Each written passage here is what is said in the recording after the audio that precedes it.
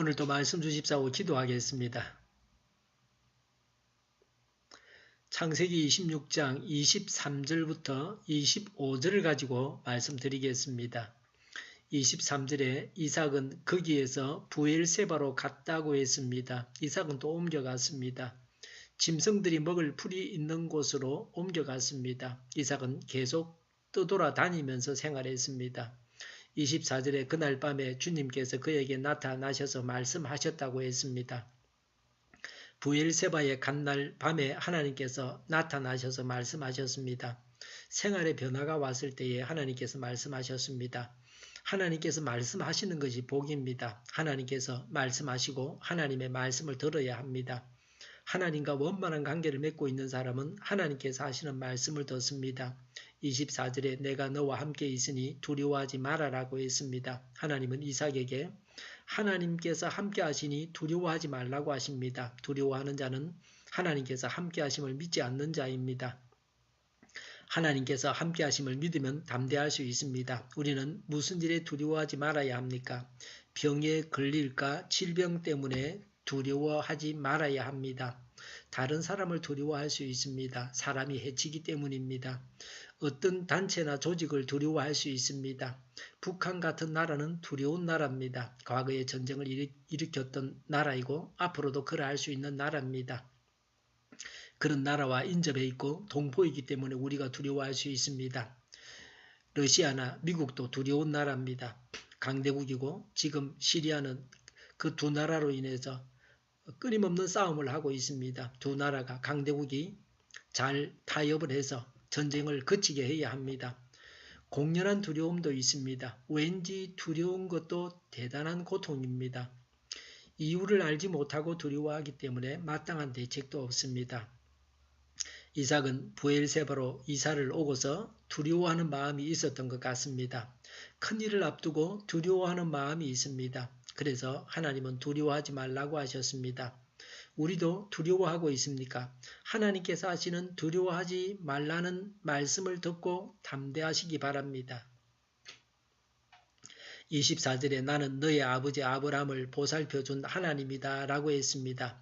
하나님은 아버지 아브라함을 보살펴 주셔서 잘 살게 하신 하나님이시라고 말씀하십니다. 이삭은 하나님을 아버지 아브라함을 통해서도 알 수 있었습니다. 이삭은 벌써 하나님과 오랜 경험을 아버지를 통해서 가지고 있었습니다. 이런 가정, 이런 가문이 되어야 합니다. 오랜 친구는 긴 말이 필요 없습니다. 오래 산 부부는 눈빛만 보아도 상대방이 뭘 원하는지를 압니다. 하나님과 오랜 관계를 가져야 복을 받아서 누리게 됩니다. 죄를 잇는 신앙이 되어야 합니다. 24절에 내가 나의 종 아브라함을 보아서 너에게 복을 주고 너의 자손의 수를 불어나게 하겠다고 했습니다. 하나님은 이삭과 이삭의 자손들에게 복을 주겠다고 하셨습니다. 복은 하나님께서 주십니다. 사람은 복을 빌어줄 수 있지만 복을 주시는 분은 하나님이십니다. 하나님은 아버지 아브라함을 보아서 이삭에게 복을 주겠다고 하셨습니다. 우리 자신으로 인해서 우리 자녀들이 하나님으로부터 복을 받아야 합니다.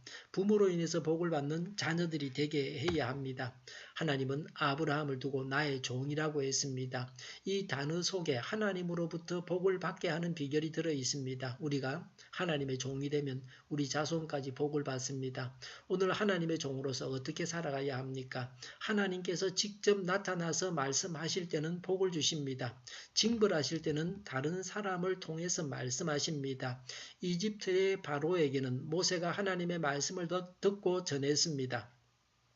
엘리 제사장에게는 어린 사무엘이 전했습니다. 25절에 이삭이 그곳에 제단을 쌓고 주님의 이름을 부르며 예배하였다고 했습니다.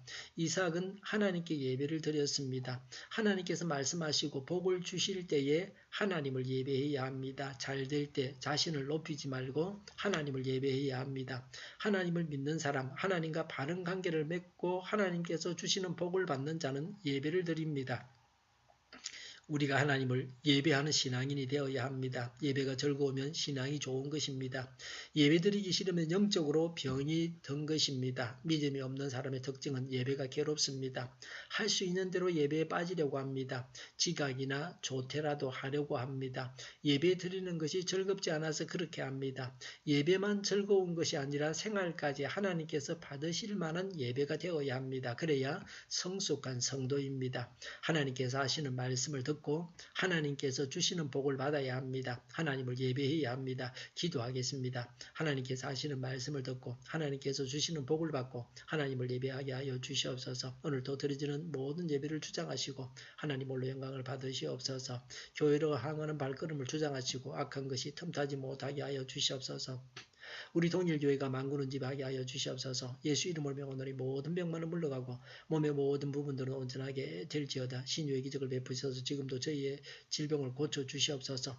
저희와 교회와 이 나라의 민족을 불쌍히 여겨 주시옵소서. 독재 정권이 무너지고 평화 통일을 이루고 민족 번영의 길로 나아가게 하여 주시옵소서. 전쟁 위험이 사라지게 하시며 북한의 핵 문제를 해결하여 주시옵소서. 신앙의 자유를 늘 누리며 살게 하여 주시옵소서. 하나님을 대적하는 세력들이 바로 망하게 하여 주시옵소서. 국회가 하나님이 기뻐하시는 법만을 만들게 하여 주시옵소서.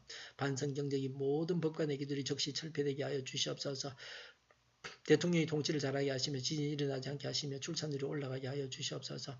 에너지 정책, 재활용품 정책을 바로 세우고 집행하게 하여 주시옵소서. 늘 맑은 공기를 마실 수 있게 하여 주시옵소서.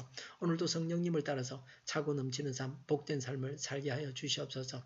감사와 찬양을 주님께 돌려드리며 예수님의 이름으로 기도하옵나이다. 아멘.